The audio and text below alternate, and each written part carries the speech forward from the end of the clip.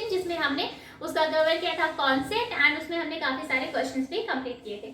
लेकिन इसके साथ अब आज हम करने वाले हैं chapter algebraic expression start, and यहाँ पर भी हम कॉन्सेप्ट कवर करेंगे चैप्टर का, क्योंकि कॉन्सेप्ट अगर आप कवर करते हैं तो ओवरऑल चैप्टर आपके लिए हो जाता है काफी ज्यादा इजी। अब यहाँ पर काफी सारी हेडलाइंस हमने यहाँ पर दी है। सबसे पहले मोस्ट इंपॉर्टेंट जो हमारे पहली हेडिंग होगी वो हमारा चैप्टर के नेम के ऊपर बेस्ड होगी। सबसे पहले हमारा चैप्टर बेस्ड है अलजेब्रिक एक्सप्रेशन के बारे में। पहले हम पढ़ेंगे अलजेब्रिक एक्सप्रेशन क्या होता है, इसके बाद हम देखेंगे constant, variable, algebraic expression, constant term, coefficient and term. सबसे पहले हम स्टार्ट करते हैं वेरिएबल से और अलजेब्रिक एक्सप्रेशन से, ठीक है। तो यहाँ पर देखिए, जब भी हमने छोटी क्लासेस में आपने देखा होगा, छोटी क्लासेस में पढ़ाया जाता है ए से लेकर के जेड तक के जो भी अल्फाबेट्स होते हैं, ठीक है। तो ए से लेकर के जो भी अल्फाबेट्स होते हैं हमारे, वो हो जाती है हमारी अलजेब्रा, ठीक है। तो यहाँ पर इसमें जो अलजेब्रिक एक्सप्रेशन होगा वो स्मॉल अल्फाबेट्स की फॉर्म में होगा, जैसे कि ए, बी, सी, एंड हम इसको ले जाएंगे इंफिनिटी तक हो जाएगा ये, एंड एक्स, वाई, जेड, ये सारी क्या है हमारी अलजेब्रा है, मतलब कि हमारे अल्फाबेट है ए से लेकर के जेड तक। अब इसी को यूज करके अगर हम इसमें फंडामेंटल रूल लगा देते हैं, फंडामेंटल रूल का मतलब होता है जैसे कि हमने क्या किया, उसमें प्लस ऐड कर दिया, माइनस ऐड कर दिया, डिवाइड ऐड कर दिया, मल्टीप्लाई भी ऐड कर दिया, तो ये सारे हमारे हो जाते हैं fundamental rule, means fundamental sign, जिनको यूज करके हम किसी भी क्वेश्चन को क्रिएट करते हैं। अब यहाँ पर अगर हम अलजेब्रा का यूज करके इसमें फंडामेंटल रूल्स को भी लगा देते हैं नंबर्स के साथ में, तो ये क्या हो जाता है, हमारा एक अलजेब्रिक एक्सप्रेशन बन जाता है। जैसे एक एग्जांपल ले लेते हैं हम, यहाँ पर नंबर हो गया 5x square plus 6x plus 2, ठीक है। तो ये हो गया हमारा क्या, अलजेब्रिक एक्सप्रेशन। यहाँ पर हम देख रहे हैं कि जो हमारा अलजेब्रा क्या यूज किया हमने, एक्स स्क्वायर हो गया, यहाँ पर एक्स यूज कर लिया, मतलब कि जो भी अल्फाबेट था। अब अलजेब्रिक एक्सप्रेशन में जो अलजेब्रा होता है इसको कई बार वेरिएबल भी बोलते हैं। वेरिएबल का मतलब ही यही होता है जो भी आप अल्फाबेट आप यूज करते हैं ए से लेकर के जेड तक के, तो यहाँ पर ये सारे हमारे हो जाते हैं वेरिएबल, ठीक है। तो ये हो गया। अब हमने यहाँ पर फंडामेंटल रूल का क्या कर लिया, यूज कर लिया। अब यहाँ पर जब मान लीजिए माइनस का साइन हो जाता है, तो ये सारे फंडामेंटल साइन का यूज करके हम एक इक्वेशन क्रिएट कर देते हैं, इसी को हम बोलते हैं अलजेब्रिक एक्सप्रेशन। मतलब कि अलजेब्रा का यूज करके हमने एक एक्सप्रेशन को क्रिएट किया। अब इसके बाद हमें इस वैल्यू की, इसका जो भी वेरिएबल है हमारे पास, इसकी क्या करनी पड़ती है, वैल्यू फाइंड करनी होती है। अब इसके बाद हम पढ़ेंगे सेकेंड जो हमारे पास है वेरिएबल। वेरिएबल को समझने के लिए यहाँ पर लिखा गया है a simple which take various numerical values known as variable। एक ऐसा सिंबल जो क्या करता है, वेरियस न्यूमेरिकल वैल्यूज को लेकर के चलता है, उसे हम वेरिएबल बोल देते हैं। जैसे एग्जांपल है, हमने यहाँ पर लिया 5x, ठीक है। यहाँ पर पीछे जो हम ये x देख रहे हैं, ये क्या है, वेरिएबल का काम कर रहा है यहाँ पर, ठीक है। यहाँ पर भी हम ले लेंगे 7e, यहाँ पर जो अल्फाबेट है इसको हम क्या बोलेंगे, वेरिएबल बोलेंगे, ठीक है। तो ये सारे हमारे हो जाते हैं वेरिएबल। आई होप कि सभी के डाउट अभी क्लियर होंगे।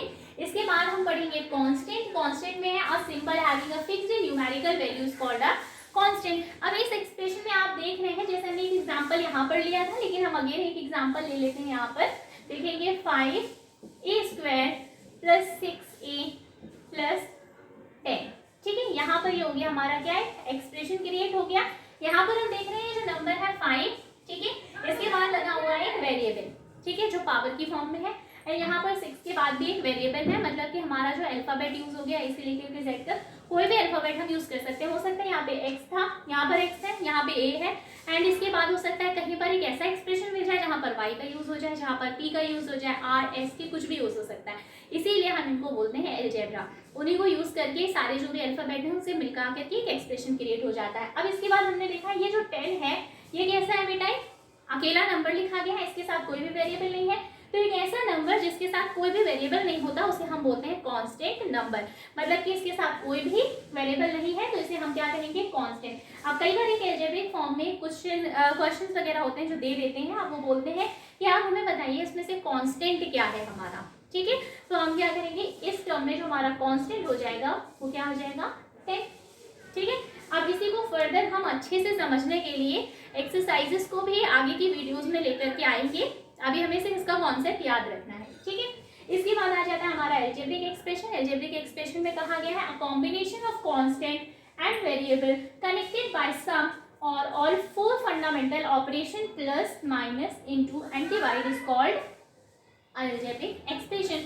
अब उन्होंने कहा एक ऐसा एक्सप्रेशन जिसमें हम क्या करते हैं, कांस्टेंट टर्म को, वेरिएबल्स को कनेक्ट करते हैं, इनको कंबाइन करते हैं। कंबाइन करने के बाद हम क्या करते हैं, उसमें कुछ फंडामेंटल रूल्स को अप्लाई करते हैं, जैसे प्लस हो गया, माइनस हो गया, मल्टीप्लाई, एंड हो गया हमारा डिवाइड।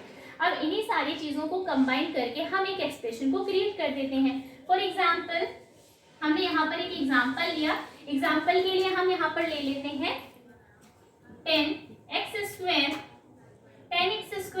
Plus 5x plus 3। तो यहाँ पर हमने देखा यहाँ एक एक्सप्रेशन दिया गया है, इस एक्सप्रेशन में हमने देखा यहाँ कांस्टेंट टर्म हो गया, ठीक है। अब इसके साथ में जो x लगा है ये हमारा वेरिएबल हो गया, ये पावर की फॉर्म में वेरिएबल है, यहाँ पर हो गया एक वेरिएबल। तो इन सभी को हमने कंबाइन किया, यहाँ पर जो भी प्लस दिख रहा है ये सारे फंडामेंटल रूल है, यहाँ पर प्लस भी हो सकता था, माइनस, मल्टीप्लाई, डिवाइड भी हो सकता था। इन सभी को कंबाइन करके हमने जो एक्सप्रेशन क्रिएट किया है इसी को हम बोलते हैं अलजेब्रिक एक्सप्रेशन। यहाँ पे दिया है x स्क्वायर 5x, ठीक है, 10x स्क्वायर 5x प्लस 3। तो इसमें हमने क्या किया, कांस्टेंट, वेरिएबल और फंडामेंटल ऑपरेशंस को कंबाइन करके क्या किया बेटा, एक अलजेब्रिक एक्सप्रेशन क्रिएट कर दिया। अब इसके बाद हम समझेंगे कांस्टेंट टर्म को। कांस्टेंट टर्म को समझने के लिए हम देख रहे हैं यहाँ पर एक डेफिनेशन दी गई है, a term of the expression having no literal factor is called a constant term. मतलब कि एक ऐसा नंबर, कांस्टेंट टर्म और कांस्टेंट नंबर जो है वो दोनों ही सेम है, ठीक है। तो यहाँ पर एक एक्सप्रेशन है, एग्जांपल से समझेंगे हम इसको। यहाँ एक अलजेब्रिक एक्सप्रेशन दिया गया है x square plus 5x minus 3। तो यहाँ पर हम देख रहे हैं यहाँ इसके साथ में वेरिएबल है, ठीक है, ये वेरिएबल है, यहाँ पे 5x भी वेरिएबल है, लेकिन जो 3 है ये हमारा नंबर लिखा हुआ है सिंगल, इसके साथ कोई भी वेरिएबल नहीं है, तो इसको हम क्या बोलेंगे बेटा, कांस्टेंट। तो इसकी वजह से यहाँ पर क्या हो जाएगा, तो कांस्टेंट टर्म इज -3। तो जो भी हमारे पास कांस्टेंट होता है अगर प्लस है तो वो पॉजिटिव रहेगा, लेकिन अगर कांस्टेंट के आगे माइनस का साइन लगा है तो कांस्टेंट हमारा माइनस के टर्म में ही आएगा, ठीक है। अब इसके बाद आ जाता है हमारा कोएफिशिएंट। कोएफिशिएंट में कहा गया है a number before any variable is known as coefficient. Variable का मतलब क्या होता है, जो भी हमारे अल्फाबेट्स होंगे या अलजेब्रिक फॉर्म में जो भी नंबर्स अल्फाबेट होंगे हमारे, ठीक है। तो जैसे कि एग्जांपल से इसे भी समझेंगे हम। यहाँ पर एक यहाँ पर जो नंबर है क्या है 5xy, ठीक है, एक्सप्रेशन क्या दिया गया है 5xy।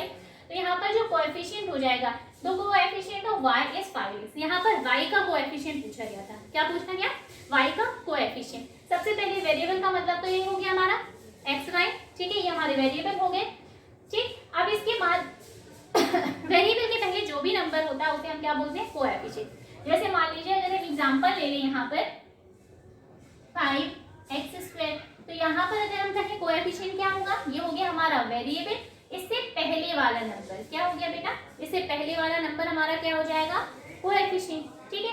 जैसे अपने यहाँ पे लिखा 3x में हमने कहा इससे पहले वाला नंबर, x के पहले क्या लिखा हुआ है 3, तो ये हो जाएगा हमारा कोएफिशिएंट। तो यहाँ पर हमारा 3 हो गया कोएफिशिएंट। इसी तरीके से हमसे ये पूछा गया है कोएफिशिएंट, तो इसमें 5 ही हो जाएगा, लेकिन इसमें y का कोएफिशिएंट पूछना है। y का कोएफिशिएंट हो जाएगा हमारा y से पहले वाले नंबर, y के पहले क्या लिखा है 5x, तो यहाँ पे हो जाएगा हमारा 5x, y का कोएफिशिएंट। अगर इसमें x का कोएफिशिएंट पूछते तो हमारा आंसर 5 हो जाता, ठीक है।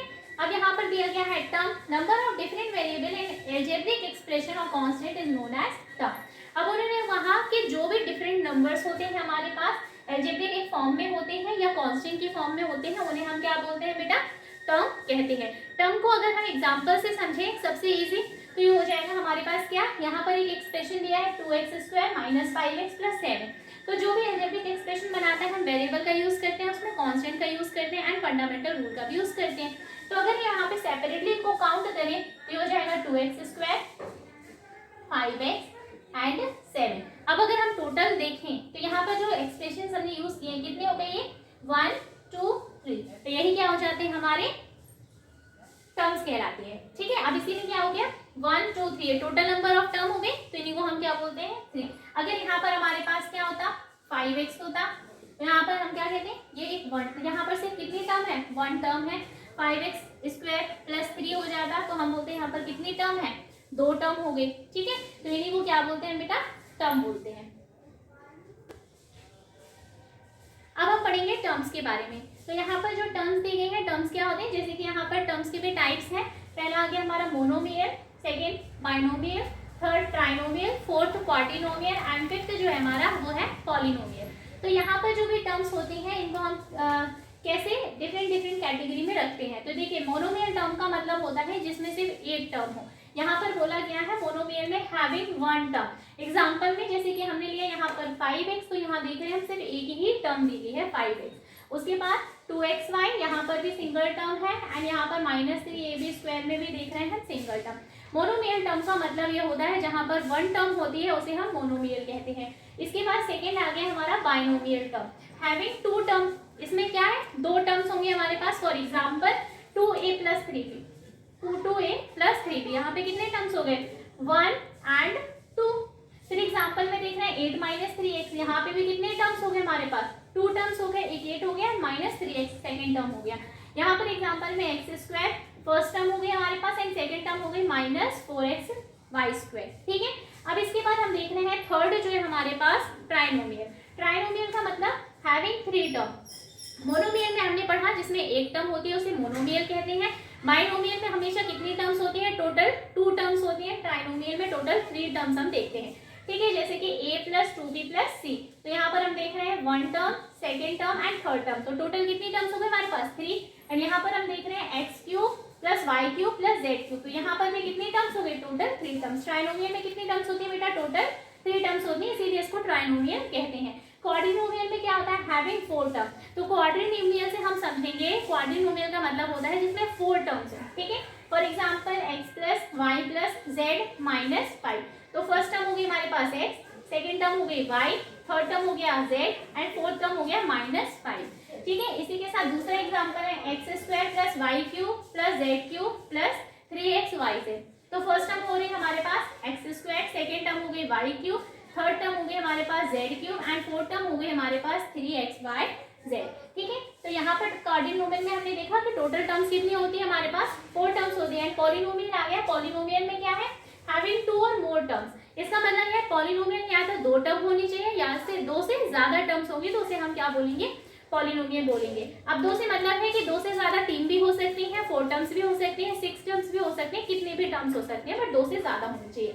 फॉर एग्जाम्पल हमने यहाँ पर देखा 2x² + 3, तो यहाँ पर कितनी टोटल टर्म्स है हमारे पास, टोटल 2 टर्म्स है। एंड सेकेंड एग्जाम्पल में हमने देखा 7x² + 5xy + 3, तो यहाँ पर 2 से ज्यादा मोर देन 2 टर्म्स है हमारे पास। तो एक हो गया हमारे पास 5x² फर्स्ट टर्म हो गई, 5xy सेकेंड टर्म हो गई, थर्ड टर्म हो गई हमारी 3। तो यहाँ पर एग्जाम्पल में जो टर्म है हमारी वो कैसे ली गई है, 2 से ज्यादा, मतलब मोर देन 2 टर्म्स है।